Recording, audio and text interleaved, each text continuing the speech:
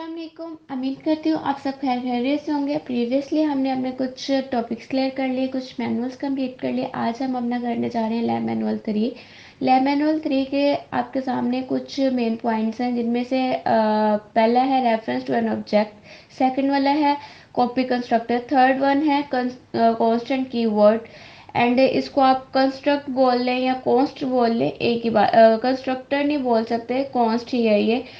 जब हम copy constructor use करेंगे तो तब थोड़ा सिंटेक्स चेंज कर लेंगे, ताकि हमारे कांस्टेंट कीवर्ड में और कॉपी कंस्ट्रक्टर में थोड़ा फर्क रहे। क्योंकि जब कंस्ट्रक्टर का कीवर्ड यूज़ होता है तब भी क्या कहते हैं, एक कांस्टेंट कॉपी कंस्ट्रक्टर करते हैं तब भी कांस्टेंट का कीवर्ड यूज़ होता है इसके कुछ स्ट्रक्चर्स के अंदर। तो हम थोड़ा सा इसको डिफरेंस रखेंगे ताकि पता चलता रहे। नेक्स्ट वन है इस कॉम्पोजिशन। सबसे पहले देखें रेफरेंस ऑब्जेक्ट क्या होता है। जिस तरह अब आपने पॉइंटर है, पॉइंटर बनाते हैं और पॉइंटर के अंदर किसी वेरिएबल का एड्रेस सेव कर लेते हैं, और फिर आप चाहें तो उसका एड्रेस भी लिखवा सकते हैं कंपाइलर के ऊपर, और चाहें तो उसकी वैल्यू भी लिखवा सकते हैं। उसी तरह आपके पास रेफरेंस टू एन ऑब्जेक्ट है कि रेफरेंस ऑब्जेक्ट क्या होता है। ये अलो करता है कि यूज़र असेस कर सकता है ऑब्जेक्ट को किसी और नेम से, मतलब कि आप ऑब्जेक्ट को किसी और पॉइंटर के अंदर सेव कर सकते हो और वहाँ से इसको असेस कर सकते हो। लेकिन इसके लिए जैसे पहले आप स्टार लगाकर पॉइंटर बनाते थे, वैसे पॉइंटर नहीं बनेगा। डेट्स मीन कि आपका पॉइंटर जोन सा है, आप वो ये वाला ऑपरेटर यूज़ नहीं करेगा बल्कि एंड ऑपरेटर करेंगे। क्योंकि हमने देखा कि जब हम पॉइंटर बनाते हैं तो हम एड्रेस पास करते हैं और एड्रेस के लिए हम एंड का यूज़ करते हैं, तो हम यहाँ पर डायरेक्ट एंड का यूज़ करेंगे। सेकेंड वन है आपके पास कॉपी कंस्ट्रक्टर। अब कॉपी कंस्ट्रक्टर क्या होता है कि एक स्पेशल टाइप का कंस्ट्रक्टर होता है जो आपके एक ऑब्जेक्ट को दूसरे ऑब्जेक्ट के अंदर सेव करता है। उसके लिए आपको क्या करना पड़ता है, उसके लिए आपको एक क्लास का एक ऑब्जेक्ट बनाना पड़ता है। एंड देन अपना जो भी आपने मेन क्लास में ऑब्जेक्ट बनाया होता है वो उसके अंदर से कॉपी कर लेते हैं, एंड वो आपका ऑब्जेक्ट उसी कहते हैं कॉपी कंस्ट्रक्टर के थ्रू एक ऑब्जेक्ट दूसरे के अंदर ऑटोमेटिकली कॉपी हो जाता है। कॉन्स्ट कीवर्ड क्या करता है, कॉन्स्ट कीवर्ड इस बात का प्रॉमिस करता है कि आपने अगर अपने प्रोग्राम के अंदर ओवरऑल कोई वैल्यू चेंज कर ली है, एक दफ़ा इनिशियलाइज कर ली है, और आप चाह रहे हैं कि अब आपकी कोई भी वैल्यू चेंज ना की जाए या कोई भी आपकी ओवरऑल प्रोग्राम में कोई भी चेंजेस ना आए, तो आप कांस्टेंट कीवर्ड यूज़ कर सकते हैं। कॉम्पोजिशन क्या होती है, कॉम्पोजिशन अ लिटिल बिट आपकी इनहेरिटेंस की तरह होती है। इसका मैं आपको यूं करके बता सकती हूँ कि ये कुछ इस तरह से होगी आपके पास कांस्टेंट की क्या कहते हैं कॉम्पोजिशन, कि अगर आपने कॉम्पोजिशन इस तरह से आपके पास होगी कि अगर आपने क्या किया है, एक क्लास बनाई है और एक क्लास के अंदर आपने सारा डेटा रखा है। अब जिस तरह आप मेन क्लास के अंदर जो से हैं वो डेटा को असेस कर सकते हैं, उसी तरह आप दूसरी क्लास के अंदर भी डेटा को असेस कर सकते हैं। I am so sorry but मुझे थोड़ी देर के लिए ये आ गया। ये यहाँ पे मुझे ये टेक्सचर चाहिए था जिससे मैं समझा सकती। कॉम्पोजिशन क्या होती है कि अगर आपने एक क्लास बना लिया है, ये फ़र्ज़ कर लें कि मैंने एक क्लास जो सी है उसको कम्प्लीटली कवर कर लिया, मैंने उसके अंदर सारा कुछ बना लिया, डेटा मेंबर्स बना लिए, सब कुछ बना लिया। अब हम क्या करते थे कि जब हमारी क्लास बन जाती थी, हम अपने इंट मेन के अंदर क्या करते थे, उसका ऑब्जेक्ट क्रिएट करते थे। ऐसे ही है ऑब्जेक्ट पहले मैंने क्लास का नेम लिखा एंड फिर मैंने ऑब्जेक्ट लिखा, एंड वो ऑब्जेक्ट जो सा था वो सारे उसके इस क्लास के सारे डेटा मेंबर्स और सब क्या कहते हैं सब डेटा मेंबर्स और फंक्शंस को असेस कर सकता था। अगर मैंने फर्ज आप ये ऐसे होता है, अगर मैंने एक और क्लास बना ली, मैंने एक और क्लास बनाई एंड उस क्लास के अंदर क्या है कि मुझे सेकंड क्लास है ये मेरी, ठीक है, सेकंड क्लास है, मुझे इस क्लास के डेटा मेंबर्स और क्या कहते हैं फंक्शन चाहिए। तो मैं क्या करूँगी, मैं इस क्लास का ही ऑब्जेक्ट यहाँ पर क्रिएट करूँगी, यूज़ करूँगी as a data member. Create नहीं करूँगी, मैं इसको यूज़ करूँगी just as a data member. ये भी मेरा क्या होगा, यूज़ हो रहा होगा। तो इसमें कॉम्पोजिशन में क्या होता है कि आप एक क्लास के ऑब्जेक्ट को दूसरी क्लास के अंदर as a data member use करते हैं, मतलब कंबाइन कर कर आप डेटा को रिट्राइव कर सकते हैं या डेटा को यूज़ कर सकते हैं। अब इसके कंसेप्ट मतलब कैसे इंपॉर्टेंट होता है और इसका पता कैसे चलेगा, इसमें जो सा होता है, इसमें रिलेशन होता है हैज़ से।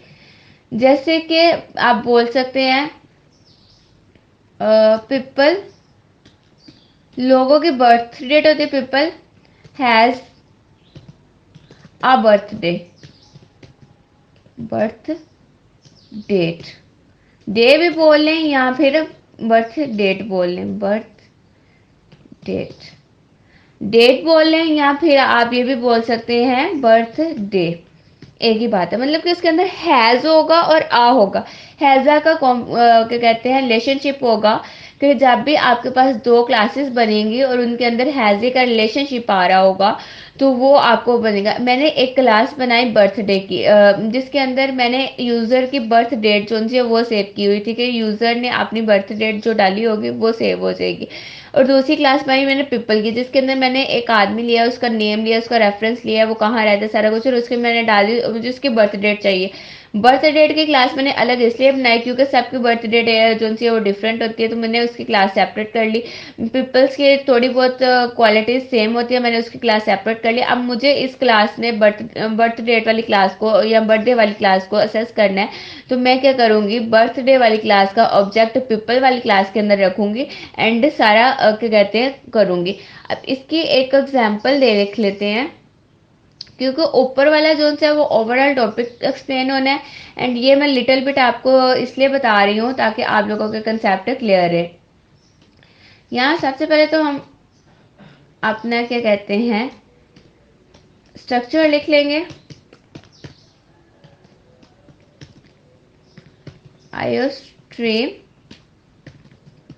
Using name space std int main and यहाँ पर हमने दो क्लासेस अपनी क्रिएट करनी है। एक मैंने करती हूँ पीपल की, सॉरी बर्थडे की, बर्थ डेट कर लेते हैं यहाँ पे, ठीक है। इसमें मुझे एक इंटीजर चाहिए ए, मतलब डे, डेट, एक इंटीजर चाहिए मंथ और एक इंटीजर चाहिए मुझे ईयर्स, क्योंकि हमारी सारी जो सी होती हैं डेट ऑफ बर्थ होती हैं वो क्या होती हैं, इंटीजर में होती है। अब यहाँ पर मैं आपको एक नया कीवर्ड बताने लगी हूँ।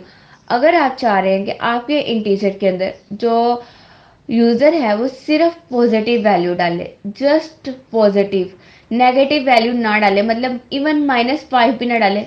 -5 है तो इंटीजर, लेकिन आप चाह रहे हैं कि वो जस्ट क्या डाले, पॉजिटिव वैल्यू डाले, तो आप यहाँ पे अनसाइंड का कीवर्ड यूज़ करेंगे। ये देखिए अनसाइंड लिखते ही ये चेंज हो गया, इसका मतलब है कि यूज़र इसमें सिर्फ पॉजिटिव वैल्यू डाल सकता है, नेगेटिव वैल्यू इसमें इंसर्ट नहीं कर सकता। तो यहाँ पर भी यही काम होगा, यहाँ पर भी मैं लिख दूंगी अनसाइंड एंड सेम चीज़ मैं यहाँ पर करूँगी कि यहाँ पर भी मैं लिख दूंगी अनसाइंड।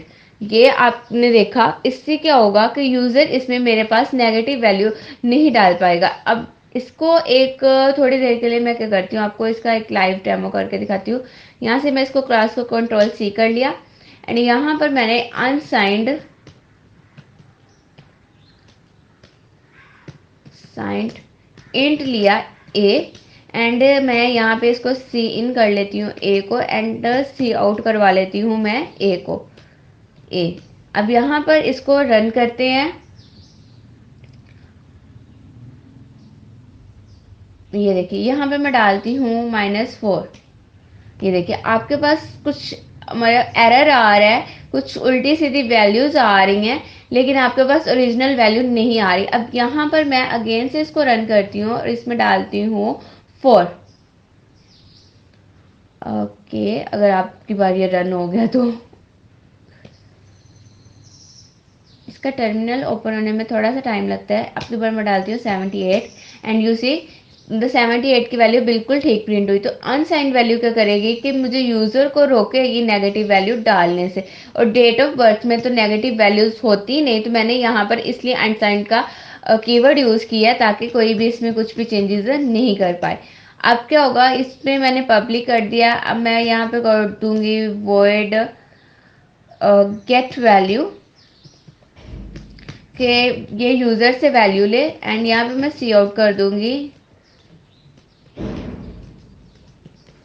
एंटर योर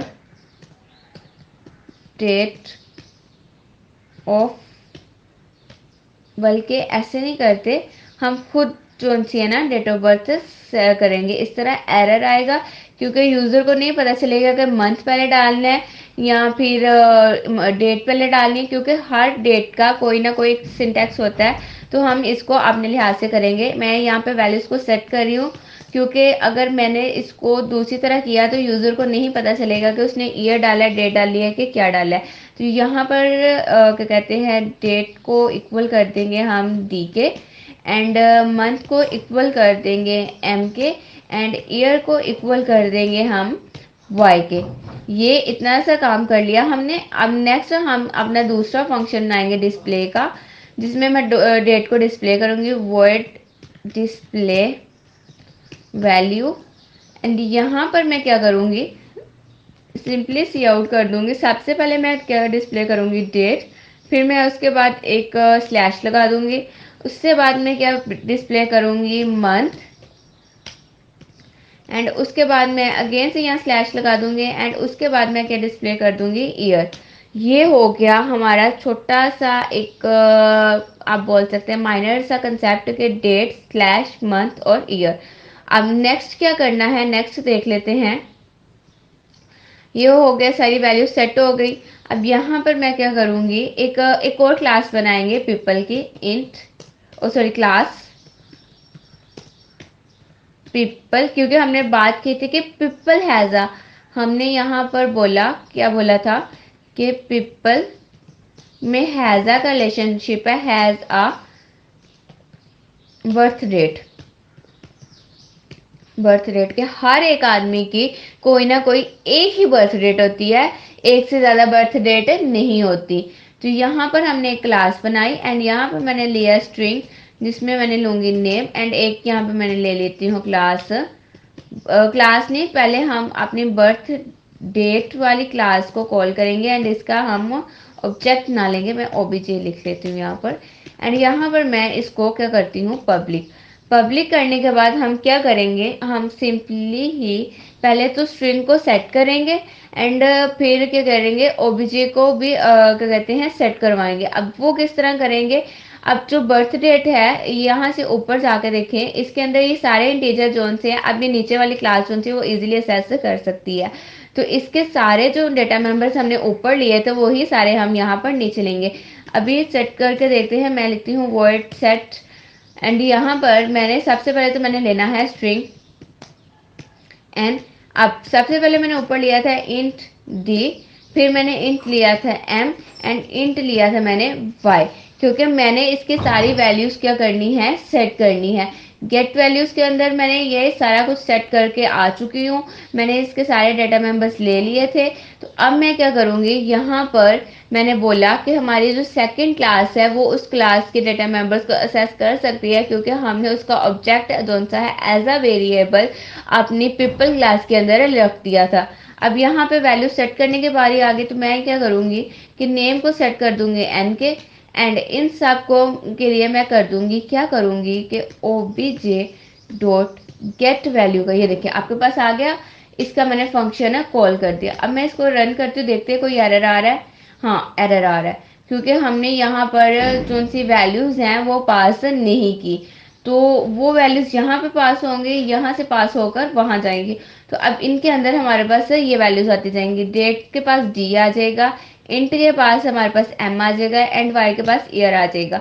अब रन करते हैं। अब देखें, अब आपका कंपाइलर बिल्कुल जो सा है फ्लैग आएगा, ये देखें, मतलब विदाउट एनी एरर आ रहा है, क्योंकि ये यहाँ पर हमने उसके पैरामीटर्स लिए थे, यही जो वैल्यूज है वो यहाँ पर हमने पास कर दी और एज अ हमने इसका ऑब्जेक्ट जो सा है क्रिएट करके डिस्प्ले कर दिया। अब मैं यहाँ पर अगेन डिस्प्ले वाला फंक्शन क्रिएट करूँगी एंड यहाँ पर क्या करूँगी, मैं सिंपली सी आउट करूँगी, हाँ सी आउट करूँगी मैं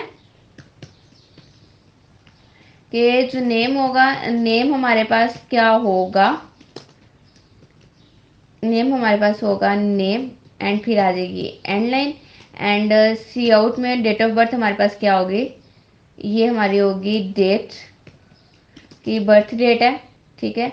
उसके बाद यहाँ पर मैं एंड लाइन नहीं करूँगी, यहाँ पे खत्म करके, क्योंकि ऊपर मैं हर चीज़ डिस्प्ले करवा के आई हूँ, वो मैंने सी आउट करवाया, तो सी आउट के अंदर मैं वो फंक्शन दोबारा क्या करूँगी, डिस्प्ले नहीं कर सकती, तो मैं ओबीजे डॉट डिस्प्ले वाला डिस्प्ले वैल्यू वाला फंक्शन कॉल कर दूंगी। अब सिंपली क्या करूँगी, मैं पीपल क्लास की एक ऑब्जेक्ट बनाऊंगी एंड पीपल से पहले मैं डॉट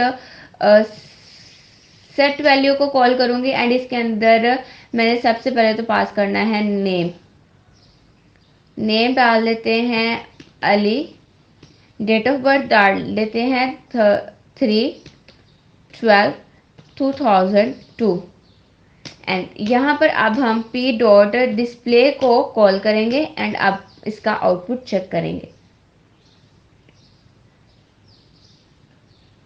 सी नेम आपके पास है अली और ये आपके पास क्या आ गई, डेट ऑफ बर्थ आ गई। तो ये था कंपोजिशन के एग्जाम्पल जिसमें मैंने आपको बताया अनसाइंड इंटीजर के बारे में, सॉरी अनसाइंड कीवर्ड के बारे में। इसी तरह आपका कांस्टेंट कीवर्ड है, एक दफ़ा कांस्टेंट कीवर्ड की एग्जांपल देख लेते हैं। जिस तरह आपको मैंने अभी अनसाइंड कीवर्ड का बताया कि अनसाइंड कीवर्ड क्या करता है कि सिर्फ आपके इंटीजर के लिए यूज़ होता है कि आपने इसमें सिर्फ पॉजिटिव वैल्यू लेनी है। अगर आपने इंटीजर में सिर्फ नेगेटिव वैल्यू लेनी है तो आप अनसाइंड से ऑपोजिट साइंड का कीवर्ड यूज़ करेंगे। अब यहाँ पे मैं आपको कांस्टेंट कीवर्ड का भी बताती हूँ। कांस्टेंट कीवर्ड क्या करता है कि ये देखिए, ये मैंने अपने एक इंटीजर लिया एंड इंटीजर की वैल्यू मैंने यहाँ पर सेट कर दी है 10। अब मैंने क्या किया, मैंने इसको सबसे पहले तो मैंने सी आउट करवा दिया। सी आउट करवाने के मैंने लिखा कि x when x equal to 10, when x equal होगा 10 के, तो हमारे पास एक्स की वैल्यू क्या आ गई, ये आएगी जो भी होगी। और जब मैं यहाँ पर मैं क्या करूँगी, इसकी वैल्यू चेंज कर दूंगी एंड अब मैं लिखूंगी सी आउट 10 ही किया है, यहाँ पे अब मैं 12 कर देती हूँ, ठीक है। सी आउट व्हेन एक्स इक्वल होगा 12 के, तो तब आप एक्स को प्रिंट आउट करवाना एंड यहाँ पर एंड लाइन कर देना। अब यहाँ पर मैं इसको रन करती हूँ एंड यहाँ पर देखें ये आपको एरर दे रहा है कि आप वैल्यू चेंज नहीं कर सकते क्योंकि आपने कांस्टेंट का कीवर्ड यूज़ किया है। कांस्टेंट का कीवर्ड इस बात का प्रॉमिस करता है कि जो भी आप मुझे एक दफ़ा वैल्यू दे देंगे मैं आपको पूरे प्रोग्राम के अंदर वो वैल्यू चेंज होने नहीं दूंगा। तो यहाँ पर देखें, यहाँ पर एरर आ रहा है। अगर यहाँ पर मैं अगेन से 10 कर दूं, स्टिल फिर भी एरर आ रहा है क्योंकि हम वैल्यू चेंज नहीं कर सकते। चाहे आप सेम वैल्यू ही रखें लेकिन आप वैल्यू क्या कहते हैं, चेंज नहीं कर सकते। अगर यहाँ पे मैं अगेन से लिख दूं कॉन्स्ट, नहीं यहाँ पे अगेन से कॉन्स्ट नहीं लिखा जाएगा क्योंकि उसने इस चीज़ का प्रॉमिस किया। तो अब यहाँ पर ये वाली लाइन खत्म कर देते हैं एंड यहाँ पर इसको ही रन करके देखेंगे तो ये ओवरऑल इसी को यूज़ करेगा, इसके अलावा वैल्यूज़ को चेंज नहीं करेगा। यहाँ पर दो दफ़ा क्यों 10, अच्छा एक दफ़ा x इक्वल टू 10 एंड एक दफ़ा x उस 10 की वैल्यू आ गई, तो ये यूँ करके होना था। अब मैं इसमें एक चीज़ कर सकती हूँ कि मैं x को प्लस प्लस कर सकती हूँ, मैंने x को इंक्रीमेंट कर सकती हूँ, ठीक है। एंड अब मैं सी आउट करवाती हूँ x को, x अब इक्वल होगा x के एंड लाइन के। मैं इसमें वैल्यूज चेंज नहीं कर सकती लेकिन इंक्रीमेंट डिक्रीमेंट भी नहीं कर सकती, वो भी मैं इसमें बिल्कुल नहीं कर सकती क्योंकि उससे भी क्या होगी, वैल्यूज चेंज होंगी। तो ये देखिए सिंटैक्स मेरा बिल्कुल ठीक है लेकिन मैं इसमें चेंज नहीं कर सकती। कांस्टेंट कीवर्ड का जो प्रॉमिस है उसने आपने रखा है कि अगर कोई इंक्रीमेंट या डिक्रीमेंट भी करेगा तो तभी मैं आपकी वैल्यू चेंज नहीं होने दूंगा। तो ये था कांस्टेंट कीवर्ड। अनसाइंड कीवर्ड भी देख लिया, कांस्टेंट कीवर्ड देख लिया। अब नेक्स्ट आप चलते हैं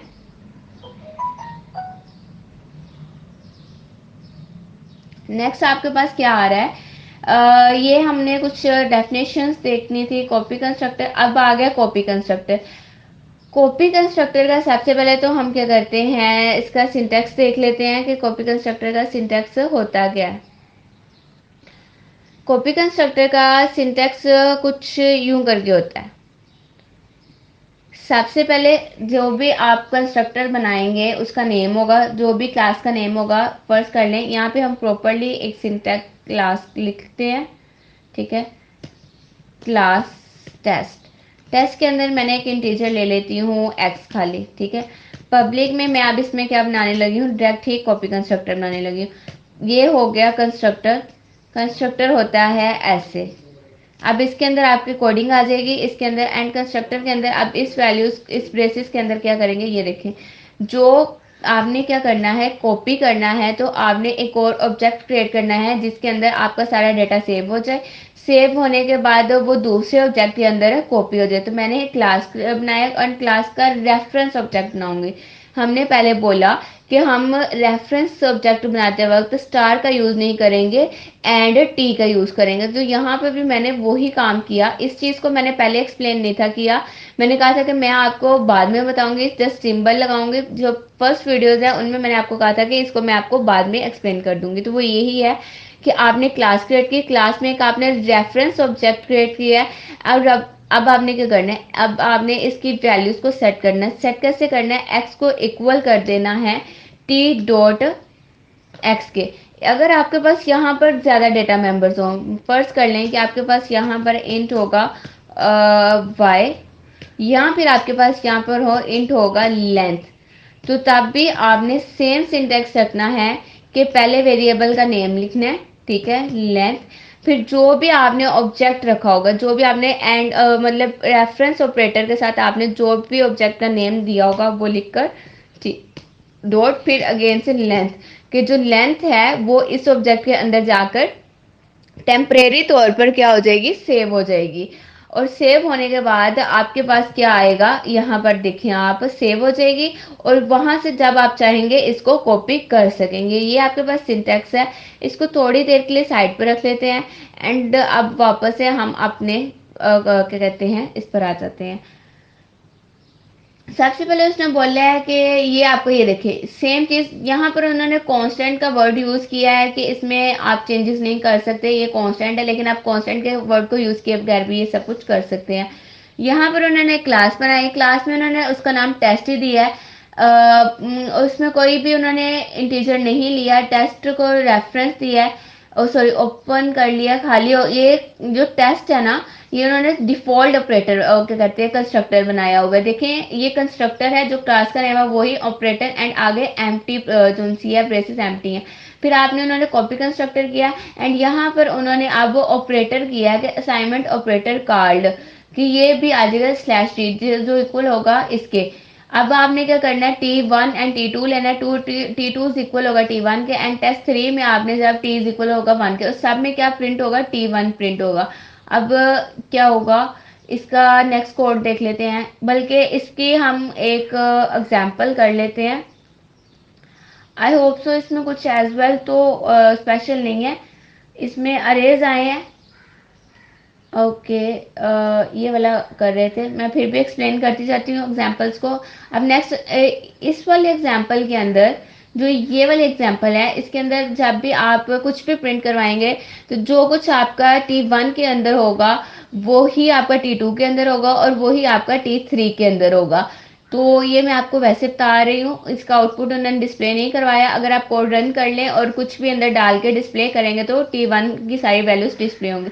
अगेन से यहाँ पर उन्होंने क्लास बनाई है, उसमें उन्होंने एक देखें पॉइंटर लिया है। पॉइंटर के लिए यहाँ पे न्यू का वर्ड कीवर्ड यूज हुआ है। अभी हम आपने देखा, आज आपने काफी ज्यादा कीवर्ड्स देखेंगे क्योंकि इसमें काफी ज्यादा कीवर्ड्स हैं। न्यू कीवर्ड क्या करता है, पॉइंटर को जो सा है डोनेट करता है। ये एक अलग से बॉक्स बना देता है, टेम्परेरी बॉक्स बना देता है। पॉइंटर भी यही करता है कि एक अलग से आपके पास एक किसी एड्रेस में जाकर चीज़ें सेव कर देता है। न्यू भी यही काम करता है कि आपको ये चीज़ों को न्यू इंट करना पड़ेगा, कि एक पॉइंटर आप यूज़ कर रहे हैं तो आपको न्यू इंट करना पड़ेगा कि ये पॉइंटर को रेफरेंस करता है, पॉइंटर के लिए ये यूज़ होता है। तो यहाँ पर आपने न्यू इंट किया। पॉइंटर क्या होता है कि आपके पास कोई एड्रेस होता है, ये किसी वेरिएबल का एड्रेस होता है, उसको सेव कर लेते हैं। फर्स्ट कर ले, आपको वेरिएबल के अंदर क्या वैल्यू थी वो आपको भूल गई, आपने क्या करना है, जस्ट उसका पॉइंटर बनाना है, पॉइंटर के अंदर उस वेरिएबल का नेम सेव करना है, एंड नेम सेव करने के बाद आपने उसको डिस्प्ले करवा देना है। तो आपके पास वैल्यूज जो सी है वो डिस्प्ले हो जाएगी। इनकेस आपने स्टार के साथ उसको डिस्प्ले करवाएंगे तो वैल्यूज प्रिंट होंगे। इनकेस आप एक्स को खाली प्रिंट करवाएंगे तो आपके पास सिर्फ एड्रेस होगा, क्योंकि पॉइंटर के अंदर आपका जो सा है अब डेटा मेंबर सेव है, किसी के मतलब के डेटा मेंबर के अपने अंदर वो सेव नहीं होगा, उसके अंदर उसका एड्रेस चलेगा। यहाँ पर आपने क्या करना है, गेट करना, रिटर्न किया है एक्स को, और यहाँ पर उन्होंने सेट किया है, यहाँ पर उन्होंने डिस्प्ले किया। गेट मतलब के रिटर्न किया है सारा कुछ, ठीक है। यहाँ पर देखिए उन्होंने D1 के लिए 4 4 उसको पास किया है। D2 के अंदर क्या डाल दी, D1 की वैल्यू।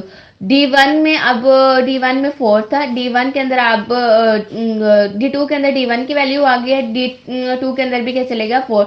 D1 को डिस्प्ले करेंगे तो हमारे पास 4 आएगा, और फिर उसके बाद D2 को भी डिस्प्ले करेंगे तो 4 आएगा। अब D1 की सब वैल्यू क्या हो गई है, 10। तो after setting D1 value 10, D1 को डिस्प्ले किया तो हमारे पास क्या आएगा, 10 सी आउट। लेकिन अब D2 को डिस्प्ले करेंगे तो क्या आएगा, D4, क्योंकि हमने ऊपर क्या किया था कि जो भी इसकी वैल्यू थी उसके अंदर सेव कर दी थी, तो यहाँ पर कॉपी हुआ था, ठीक है, कंस्ट्रक्टर कॉपी कंस्ट्रक्टर नहीं यूज हुआ था। तो अब यहाँ पर भी क्या होगी, इसकी वैल्यू क्या होगी, 10 होगी। इनके तो यहाँ पर आपके पास शायद आउटपुट हो, यहाँ पर आप चेक करें, वैल्यू 4 है, एड्रेस 4 है, वैल्यू 4 है, क्या कहते हैं, एड्रेस सेम है। फिर उसके बाद पॉइंटर में इसकी वैल्यू 10 होगी, इसका एड्रेस ये आ गया, एंड इसकी वैल्यू भी क्या होगी, D2 के अंदर भी वैल्यू क्या होगी, 10 होगी, क्योंकि हमने वैल्यूज को सेव किया था। अब उन्होंने बोला है कि ये जो सा है ये कांस्टेंट डमी ऑब्जेक्ट, ये आपके पास है कॉपी कंस्ट्रक्टर। अब उन्होंने बोला है only a user defined copy constructor is added in the above code. In this example show that this type of copy constructor handle all the pointers and reference related to the original object. कि आप क्या करते हैं कि सारे references को क्या करते हैं, न्यू मेड कॉपी के अंदर सेव कर लेते हैं, एंड जब मर्जी आप उसको किसी के अंदर भी डाल सकते हैं। ये अगेन से जब इन केस के आपने क्या करना है कि ये वाला जो सा है फंक्शन है वो डाल देंगे तो क्या होगा कि ये वाला जो अब हमने इसमें किया था, बल्कि मैं इसका एक नेक्स्ट प्रोग्राम आ ही गया ऑलमोस्ट मेरे ख्याल में, यस, कॉपी कंस्ट्रक्टर, एंड ये आ गया आपके पास टास्क शैलो कॉपी। ये यहाँ पर आप देखें ये टास्क आ गए, हम पहले टास्क कर लेते हैं साथ साथ, ताकि थोड़े से जो बहुत कन्फ्यूजन्स हैं वो क्लियर हो जाएं। इसको मैं रिमूव कर लेती हूँ, और यहाँ पर आकर अपना जो डेफ है उसको मैं कर लेती हूँ, एम्प्टी कर लेती हूँ।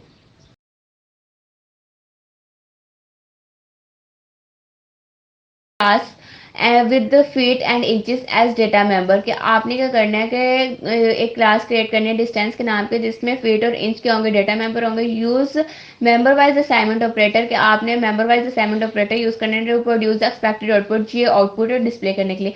अब देखिए जो वैल्यूज जो कुछ यहाँ पर है वो सेम चीज ऑब्जेक्ट 1 की सारी चीजें ऑब्जेक्ट 2 में क्या हुई हैं, कॉपी हुई हैं। तो हम सबसे पहले अपना प्रोग्राम लिख लेते हैं, इसमें हमारे पास प्रोग्राम लिख लेते हैं, हैशटैग इंक्लूड iostream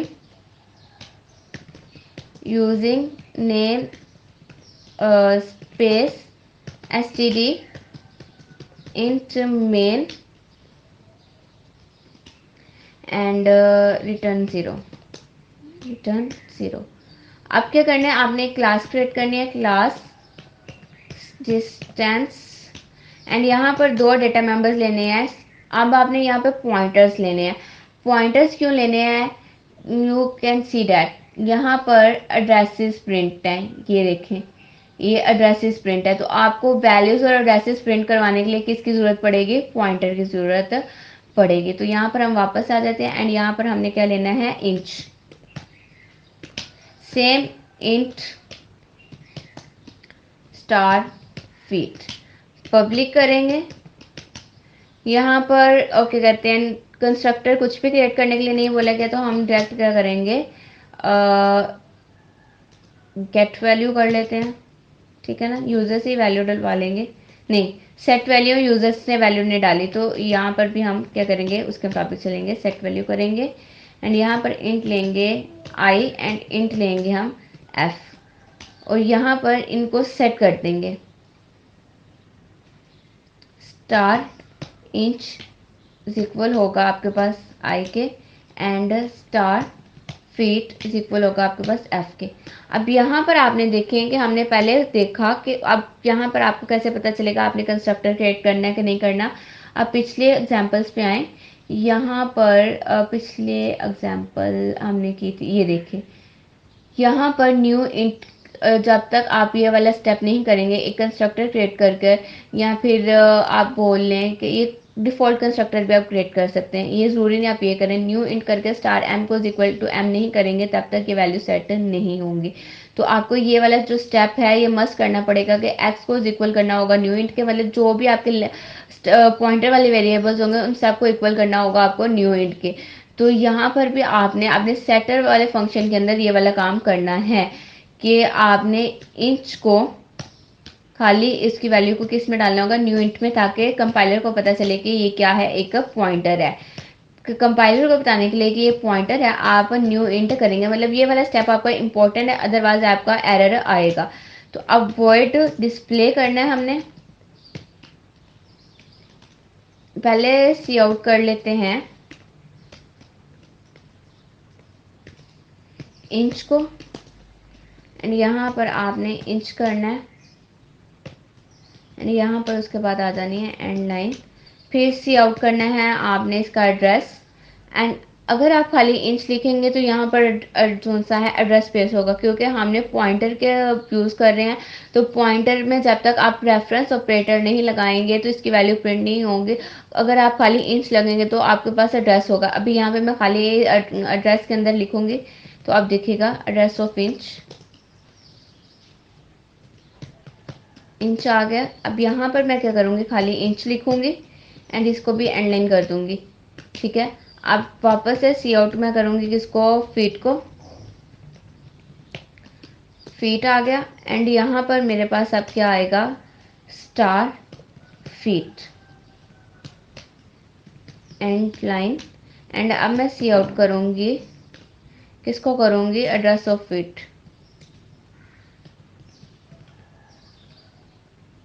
यहाँ पर भी एड्रेस एंड यहाँ पर भी एड्रेस ऑफ फीट, यहाँ पर खाली लिखेंगे फीट एंड लाइन, क्योंकि हमने न्यू इंट से क्या किया, इसका पॉइंटर बना लिया था। स्टार लगाने से तो कंपाइलर को पता चल रहा है एक पॉइंटर बना हुआ है, लेकिन जब तक आप न्यू इंट नहीं करेंगे ये जाके कोई और बॉक्स में एड्रेस नहीं लेगा। न्यू क्या करेगा कि कहीं जाकर एक बॉक्स ले लेगा, एक एड्रेस ले लेगा जिसके अंदर अपना सारा डेटा डाल लेगा। अब सिंपली आपने क्या करना है, सबसे पहले तो डिस्टेंस का ऑब्जेक्ट क्रिएट करना है। यहाँ पे ओबीजे उन्होंने लिया है तो हम भी ओबीजे 1 एंड सी आउट सबसे पहले करेंगे ओबीजे 1 को। अब क्या करना है, नेक्स्ट क्या करना है, देखें यहाँ पर ओबीजे 1 से एंड लाइन भी करना है यहाँ पर, क्योंकि सारा कुछ नेक्स्ट लाइन पे प्रिंट हुआ है, तो इस वजह से ओबीजे डॉट 1 से सेट वाला फंक्शन कॉल करेंगे। अब इसके अंदर आपने वैल्यूज पास करनी, मैं यहाँ पर 13 की वैल्यू पास कर देती हूँ। यहाँ पर अब क्या होगा, ओबीजे 1 से हम इसको क्या करेंगे, डिस्प्ले कर देंगे सेम। अब रन करते हैं, जो भी हमारा एरर होगा वो यहाँ पे आ जाएगा। डिस्टेंस का स्पेलिंग ठीक लिखें, DISTANCE, DISTANCE, डिस्टेंस ठीक तो लिखा है, ऑब्जेक्ट भी ठीक लिखा है, नो मोर एरर। अब ये एरर किस चीज़ का दे रहा है, क्लास डिस्टेंस, हमने कोई भी इसका ऑपरेटर नहीं कॉल किया, तो ये किस चीज़ का एरर दे रहा है। अच्छा ये देखें यहाँ पर सारा ठीक है। ऐसा करते हैं, थोड़े बहुत ना स्पेल को ऊपर नीचे कर लेते हैं। देखिए स्पेल तो ठीक थे, बट मैं फिर भी क्या करती हूँ, इसको डिस्ट पे कर लेते हैं, ठीक है। एंड आई थिंक यही कोई एरर है। ये देखिए आप, ऑब्जेक्ट इंच एंड उसका एड्रेस आ गया एंड फीटर उसका एड्रेस आ गया।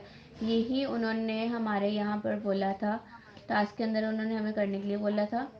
नीचे आकर देखते हैं शैलो कॉपी के अंदर, सॉरी, फीट उन्होंने पहले पुट किए थे, देन एड्रेसेस का देकर उन्होंने पुट करवाया था।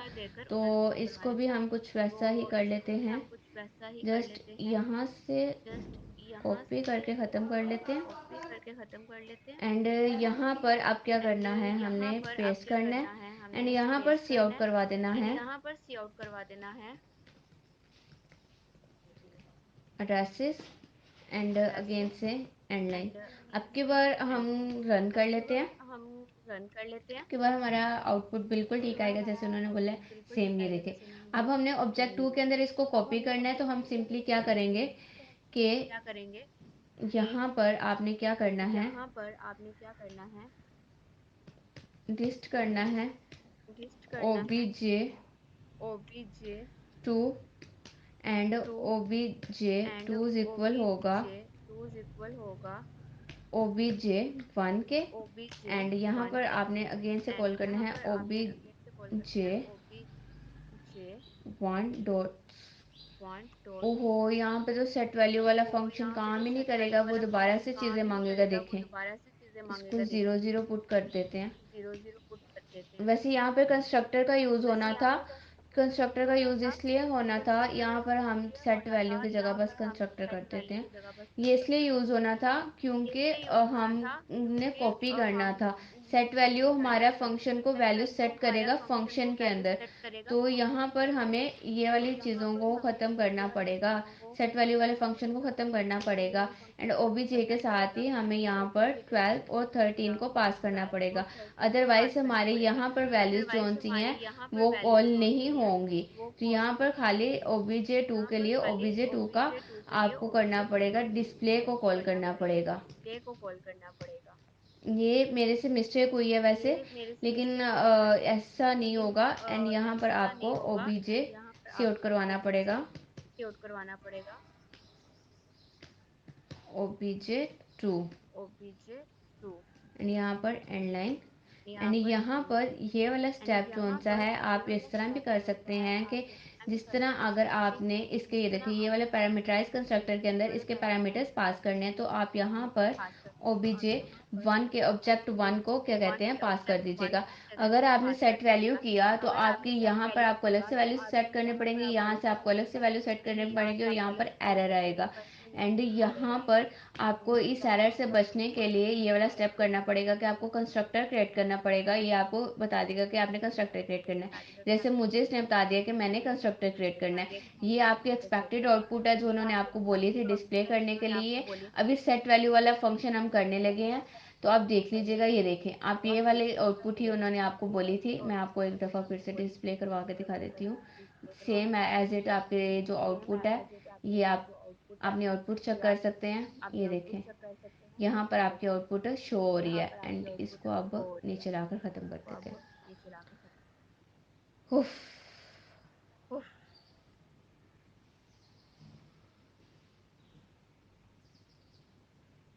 क्या हो गया। अब हम नेक्स्ट अपने टास्क पर आ जाते हैं। नेक्स्ट है डीप कॉपी। अब आपने क्या करना है, यहाँ पर एक क्लास क्रिएट करनी है जिसका नाम कंटेनर होगा, जिसमें कंस्ट्रक्टर भी बनाना है, डिस्ट्रक्टर भी बनाना है और पैरामीटराइज कंस्ट्रक्टर भी बनाना है, तो इम्प्लीमेंट द डीप कॉपी। तो यहाँ पर थोड़ी बहुत चेंजेस होंगे, तो हम इसको यहाँ से रिमूव कर लेते हैं। एंड ऊपर से भी सारी चीज़ें थोड़ी बहुत रिमूव कर लेते हैं। यहाँ पर लिखना है कंटेनर। पहले की तरह एरर ना आए तो हम सिर्फ CONT लिख लेते हैं।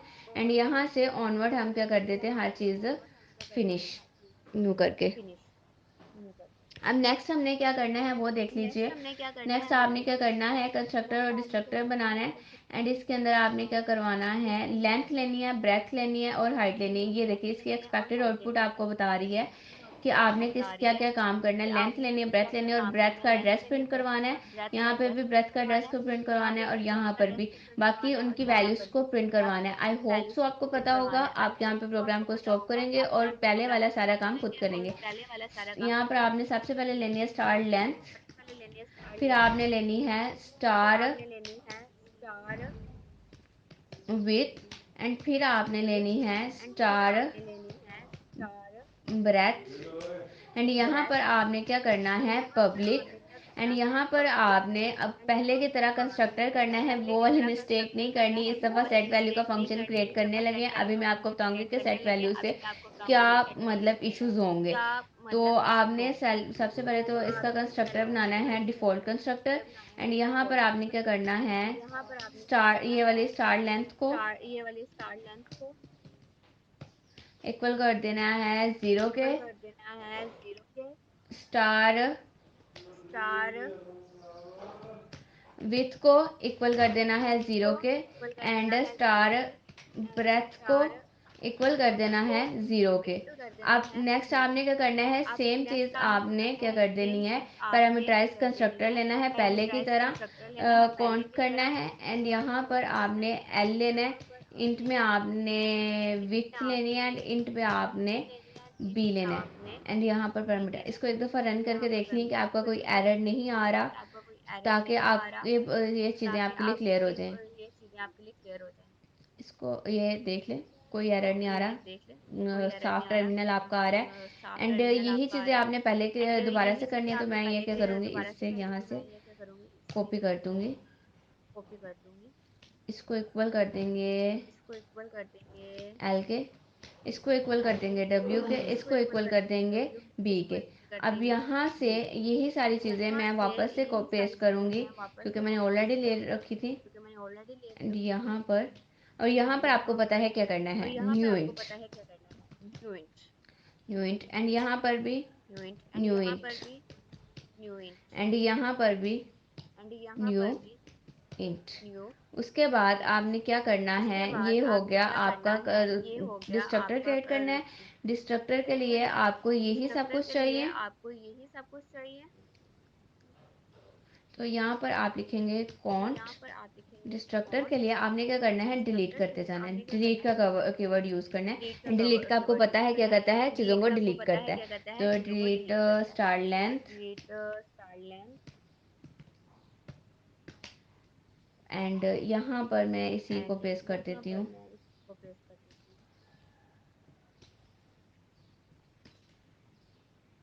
इसको ख़त्म कर देते हैं, यहाँ पर डिलीट लिखते जाते हैं, डिलीट एक स्पेस, फुल स्पेस नहीं चाहिए, डिलीट एक स्पेस, ओके। एंड यहाँ से बैक स्पेस चले जाते हैं, सेट टॉप कर दिया मैंने। अब आपने यहाँ पर एक वर्ड सेट का भी फंक्शन बनाना है, वर्ड सेट वैल्यूज़ के नेम पे, ठीक है। एंड यहाँ पर आपने क्या लेना है, वापस से एक मिनट, वो प्रीवियस वाला फंक्शन दिखा रहा है ये सारा कुछ। यहाँ से मैं यहाँ से कॉपी कर लेती हूँ, कंट्रोल सी, इसको ख़त्म करके कंट्रोल वी कर लेते हैं। एंड अभी इसके अंदर भी हमने क्या करना है, इसको, ओहो ये तो अभी हमने कॉपी किया ना, तो अब क्या करना है, ये वाले को हमने यहाँ से कॉपी करना है, कंट्रोल सी। सेट वैल्यूज़ के अंदर भी सेम स्टेप्स होंगे जो कि हमारे कंस्ट्रक्टर के अंदर हो रहे थे। एंड यहाँ पर आपने क्या कर दिया, पेस्ट। अब नेक्स्ट आपने क्या करना है, नेक्स्ट आपने सिंपली इन सबको डिस्प्ले करवाना है और ब्रेथ का वैल्यू भी डिस्प्ले करवानी है और एड्रेस भी डिस्प्ले करवाना है। बाकी सबकी क्या डिस्प्ले करवानी है, जस्ट वैल्यूज और डिस्प्ले वैल्यू। सी आउट करवाना है किसको, लेंथ को, स्टार लेंथ एंड लाइन। आपको पता है अगर आप स्टार नहीं लिखेंगे तो एड्रेस प्रिंट हो जाएगा। आपने क्या प्रिंट करवाना है, वैल्यूज प्रिंट करवानी है, तो आपने ये वाला स्टेप पर ध्यान से करना है। एंड यहाँ पे आपने ब्रेथ लिखना है, BARTH ब्रेथ, एंड यहाँ पर एंड लाइन। एंड एंड यहाँ सी पर आउट से C9, अब आपने वापस से सी लिखना आउट है से अब आपने वापस से लिखना है breath address of breath address address of breath address of breath, address breath ठीक है, address of breath address address of of breath आ जाएगा। एंड यहाँ पर ब्रेथ आ आपने क्या जाएगा। करना है, एंड यहाँ पर आपने खाली क्या करना ब्रेथ है, प्रिंट करवा देनी खाली है, ब्रेथ प्रिंट करवा देनी है, breadth and end line. And यहाँ पर अब एंड आपका लाइन। क्या एंड होगा, यहाँ यहाँ पर पर अब लग आपका क्या जाएगा ये होगा, इसको यहाँ पर लग कहते जाएगा हैं ये एड्रेस इसको ऑपरेटर लग कहते जाएगा, हैं मतलब एड्रेस हमारा ऑपरेटर लग पॉइंटर का जाएगा, लग जाएगा, मतलब ये भी हमारा हमारा पॉइंटर का लग पॉइंटर का जाएगा, एक ये भी ऑपरेटर हमारा है। पॉइंटर एंड का यहाँ पर एक आपने प्रिंट ऑपरेटर आउट है। करवानी एंड है यहाँ पर आपने प्रिंट आउट हाइट, करवानी है हाइट। एंड यहाँ पर एंड लाइन, यहाँ पर एंड लाइन। और हाइट की वैल्यूज नहीं डाली हमने, और हाइट की वैल्यूज नहीं डाली हमने, हाइट, हाइट। ओहो हमने ओहो विथ ली हुई हमने है, यहाँ पे हाइट कर लो, विड्थ ली हुई है, यहाँ पे हाइट कर लो। डब्ल्यू के इक्वल ही रहने दे, डब्ल्यू वैल्यूज के हमारी इक्वल ही जो रहने मर्जी दे, हो हमें पता चल वैल्यूज जाता है। हमारी जो मर्जी बस हमें यहाँ पता चल पर जाता है। डेटा मेंबर्स का बस नेम यहाँ चेंज पर करना है। डेटा मेंबर्स का नेम चेंज।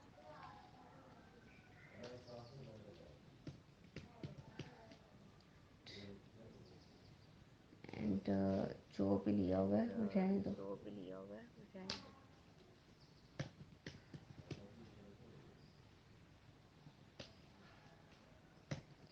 GHD हाइट, ये आपका सारा हो गया। एंड अब आप अपने मेन फंक्शन पे आ जाए। एंड अब आप मेन अपने मेन फंक्शन पे फंक्शन पे आपने आ क्या जाए। करना मेन है, फंक्शन सबसे पे पहले आपने तो क्या करना है, सबसे फॉन्ट पहले के तो नेम से दो ऑब्जेक्ट फॉन्ट क्रिएट करने हैं, के नेम C1 से दो ऑब्जेक्ट एंड क्रिएट करने हैं, C1 में C1 आप एक एंड क्या C1 में कहते आप हैं एक पहले क्या कहते हैं कॉपी करेंगे पहले चीज़ों का। तो कॉपी यहाँ पे हम करेंगे वैल्यूज चीज़ों पुट का। करते हैं, एक में तो मैंने यहाँ पे हम 12 पुट वैल्यूज कर दी, पुट एक में करते मैंने हैं, एक में 13 मैंने पुट 12 कर दी, पुट एक कर में दी, मैंने एक में मैंने 14 पुट 14 कर पुट दी। कर दी, एक में एंड अब मैंने मैंने 14 यहाँ पुट क्या कर करना दी। है, C1 को एंड अब डॉट मैंने यहाँ क्या करना है, C1 डिस्प्ले को डॉट करके डिस्प्ले कर देना है। डिस्प्ले अब करके मैंने डिस्प्ले कर देना है। कॉन्ट अब मैंने क्या कहते हैं कॉन्ट ट्रू करना है, क्या कहते C2। हैं टू एंड करना है, इसके अंदर मैंने किसको C2। पास कर देना है, एंड इसके अंदर C1 मैंने को। किसको पास एंड कर देना यहाँ है, पर मैंने C1 अब को। एंड C2 यहाँ डॉट पर डिस्प्ले मैंने करना अब है। C2 dot and next display क्या करना है। होगा कि एंड मैंने नेक्स्ट सेट क्या वैल्यू वाले होगा फंक्शन को कि भी मैंने कॉल सेट करना है, वैल्यू वाले लेकिन किसके फंक्शन लिए को कॉल भी करना है, कॉल सिर्फ करना का है, लेकिन C1 के किसके लिए। लिए कॉल करना है, यहाँ पे मैं सिर्फ क्या का करूँगी, C1 सी के लिए। वैल्यू डॉट यहाँ सेट पे मैं वैल्यू। क्या करूँगी, एंड सी यहाँ पर वैल्यू मुझे डॉट सेट अगेन से वैल्यू। इनकी एंड वैल्यूज यहाँ पुट पे करनी मुझे पड़नी है, अगेन पहले से मैंने इनकी 12 वैल्यूज 13 पुट पुट करनी की थी, पड़नी अब है, मैं पहले मैंने 23 12 13 पुट की थी, अब मैं 24 23 एंड 25 पुट कर 24 रही हूँ। उसके एंड बाद मैं 25 पुट सी कर रही हूँ। वन डॉट उसके बाद मैं डिस्प्ले से कॉल C1 करूँगी डॉट इसको। डिस्प्ले देन से फिर कॉल मैं करूँगी C2 इसको। डॉट देन डिस्प्ले फिर को मैं कॉल करके C2 आपको डॉट दिखाती हूँ डिस्प्ले को क्या कॉल हुआ है करके सेट आपको वैल्यू को दिखाती हूँ फंक्शन को क्या यूज़ हुआ करने है के बाद। सेट वैल्यू को अब फंक्शन यहाँ को यूज पर करने क्या के आ बाद। गया, विथ लिखी रह गई थी, ये हमने चेंज नहीं की। ये हमने चेंज नहीं की।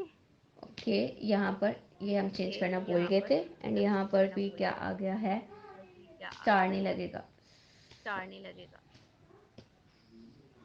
ये सब क्या हो जाएंगे, डिलीट।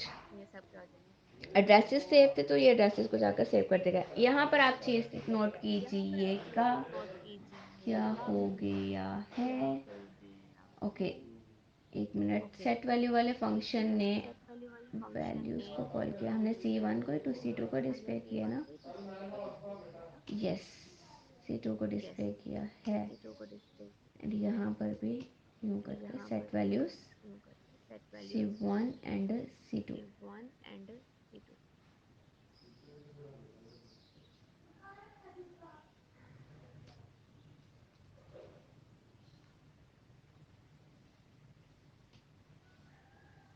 ठीक हो गया, ओ सॉरी, ठीक हो गया, ओ सॉरी, 12 13 एंड 12 14। तो 13 यहाँ पे एंड मैं इसको 14। अगेन से रन तो करती हूँ। यहाँ पे मैं इसको अगेन से रन करती हूँ। ये देखिए, ये वाली कॉपी तो यहाँ पर आ गई, लेकिन इसमें चेंजेस करने की वजह से क्या हो रहा है कि इसके अंदर भी चेंजेस हो रही हैं। तो अब हमने क्या करना है कि उन्होंने हमें एक और कंस्ट्रक्टर बनाने को बोला था, जो मेरे ख्याल में मैंने नहीं बनाया। उन्होंने हमें कॉपी कंस्ट्रक्टर भी बनाने को बोला था डीप कॉपी के अंदर। यहाँ से ऊपर जाना है हमने। यहाँ से ऊपर जाना है हमने। ये देखिए, टू ये इम्प्लीमेंट देखे, while copying data to from one implement object while to an copying object, data from one object constructor destructor to primary constructor to destructor implement deep copy when primary copying data from the container copying class should copy have, ये भी आपने यहाँ पर क्या करना है, एक constructor create करना है। अगर आपने कॉपी कंस्ट्रक्टर क्रिएट अगर नहीं आपने करेंगे कॉपी तो कंस्ट्रक्टर क्या क्रिएट होगा नहीं कि करेंगे आप जो तो भी क्या एक होगा कि एक आप ऑब्जेक्ट के अंदर जो भी चेंजेस एक करेंगे वो ऑब्जेक्ट के अंदर दूसरे ऑब्जेक्ट के चेंजेस अंदर भी करेंगे वो चेंजेस दूसरे कॉपी ऑब्जेक्ट होती के अंदर जाएंगी, भी क्योंकि चेंजेस कॉपी आपने होती यहाँ पर जाएंगी, क्या किया क्योंकि है, आपने C2 के अंदर किसको पास किया, C1 को। C1 के अंदर जो भी चेंजेस होंगी वो ऑटोमेटिकली C2 के अंदर होती जाएंगी। लेकिन जो उन्होंने आउटपुट आपको दी है, एक्सपेक्टेड आउटपुट दी है, उसमें यहाँ पर देखिए, यहाँ पर सेट वैल्यूज के साथ, आफ्टर सेटिंग वैल्यू के साथ जब चेंजेस हुई हैं तो वो यहाँ पर चेंजेस डिस्प्ले नहीं हो रही। तो उसके लिए आपको क्या करना पड़ेगा, उसके लिए आपको एक कंस्ट्रक्टर क्रिएट करना पड़ेगा। यहाँ पर आपको कॉपी कंस्ट्रक्टर क्रिएट करना पड़ेगा। यहाँ पर मैं लिखूंगी काउंट, एंड यहाँ पर मैं एंड ऑपरेटर से काउंट की एक क्लास क्रिएट कर लूँगी। अब जो लेंथ होगी वो हमारी इक्वल होगी सी डॉट लेंथ के। यहाँ पे देखिए आपके पास वेरिएबल्स खुद ब खुद आ जाएंगे।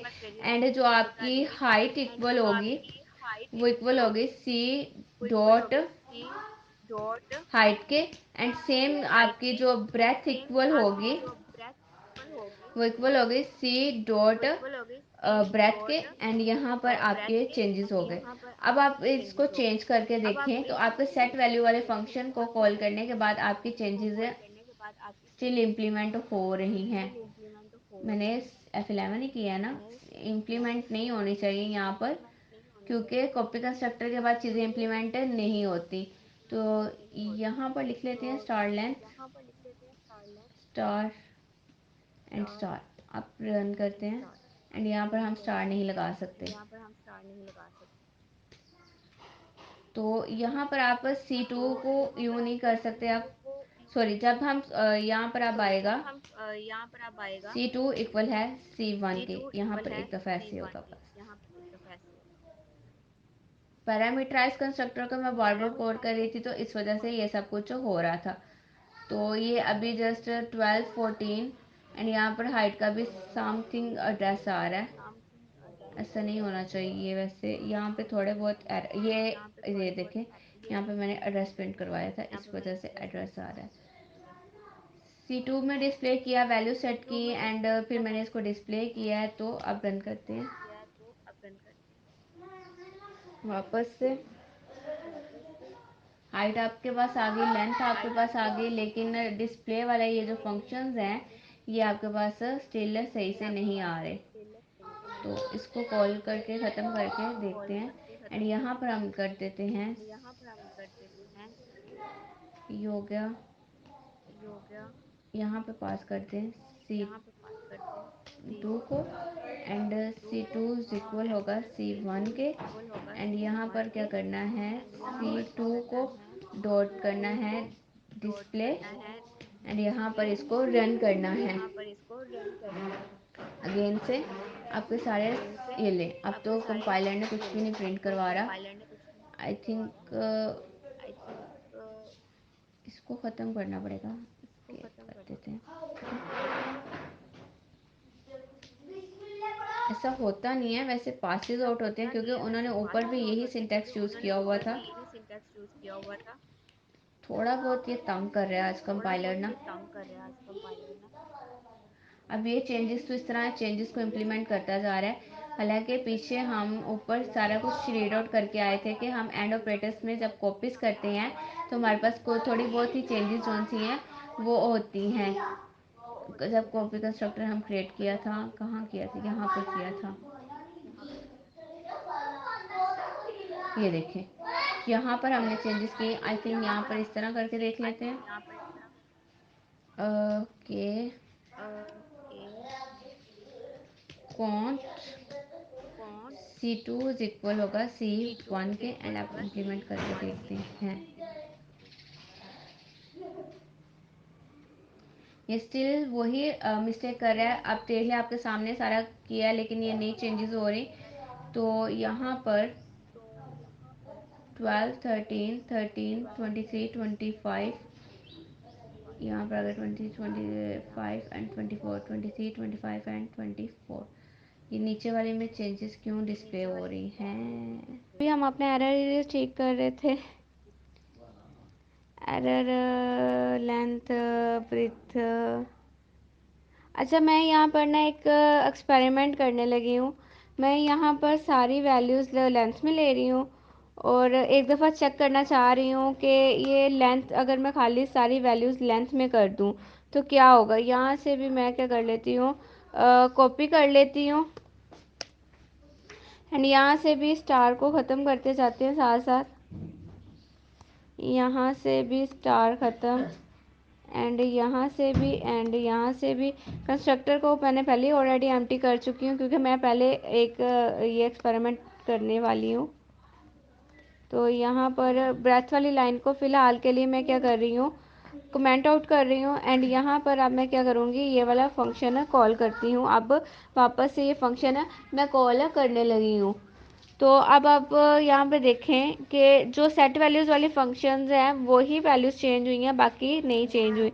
ये वाला सारा प्रोग्राम मैंने पहले एक वीडियो बनाई थी, उसके अंदर ये वाली चेंजेस की थी, लेकिन क्या कहते हैं, वहाँ पर ये सारी इम्प्लीमेंट हो चुकी हैं। अब मैंने यहाँ पर क्या किया कि जस्ट ब्रेथ का एड्रेस लिया एंड ब्रेथ का एड्रेस ही मैंने प्रिंट आउट करवाया, बाकी वैल्यूज़ प्रिंट आउट करवाई हैं। आप यहाँ पर देख लीजिएगा, वैल्यूज़ को मैंने सारा ख़त्म कर दिया, जस्ट एक पॉइंटर लिया, वो है ब्रेथ। एंड ब्रेथ को ही मैंने न्यू इंट किया यहाँ पर, एंड ब्रेथ को ही मैंने सारा पॉइंटर लेकर ऑनवर्ड काम किया, क्योंकि जो एक्सपेक्टेड आउटपुट है वो खाली पॉइंटर्स के साथ नहीं थी आ रही, वहाँ पे एरर आ रहा था। यहाँ पर आप चेक कर सकते हैं कि ब्रेथ का एड्रेस आ रहा है, उसके अलावा किसी के साथ एड्रेस नहीं आ रहा है। ये इसलिए दोबारा से एड्रेस आया है क्योंकि यहाँ पर एक मिस्टेक हुई है, वो ये कि ब्रेथ में यहाँ पर मैंने स्टार नहीं लगाया। तो अब यहाँ पर मैंने वापस से स्टार लगा दिया है। ये आप देखें, यहाँ पर मैंने ब्रेथ का एड्रेस ले लिया एंड बाकी सारे मैंने वही लेंथ ब्रेथ और हाइट रखी है, लेंथ ब्रेथ और हाइट। यही सारा कुछ मैंने इसलिए किया है क्योंकि यहाँ पर जब मैंने ये सब कुछ किया कि मतलब पॉइंटर्स के साथ कर रही थी, तो मेरे साथ आउटपुट मेरे पास ठीक नहीं थी आ रही। कॉपी कंस्ट्रक्टर भी यूज़ किया, कांस्टेंट कीवर्ड भी यूज़ किया, उसके बावजूद नहीं आ रहा। पॉइंटर में मे बी एड्रेसेस की वजह से कोई एरर आ रहा था, लेकिन यहाँ पर आपके आउटपुट अब बिल्कुल एक्यूरेट आ रही है। ये आपका, ये आप चेक कर लीजिए, वापस से मैंने रन कर दिया। ये था आपका टास्क नंबर 2। अभी के लिए इतना ही। नेक्स्ट मैनुअल हम अगली वीडियो में कवर करेंगे। इसमें हमने आज काफ़ी ज़्यादा कीवर्ड्स देखे। आप कोशिश कीजिएगा कि आप अपने वो कीवर्ड्स अप्लाई करके देखें और साथ ही कॉपी कंस्ट्रक्टर के फुल कंसेप्ट को क्लियर आउट करने की कोशिश कीजिएगा। पीछे आपका थोड़ा सा कुछ मैनुअल्स के टास्क रह गए हैं, वो भी हम जल्दी ही कंप्लीट कर लेंगे। तब तक के लिए अल्लाह हाफिज़, दुआओं में याद रखिएगा।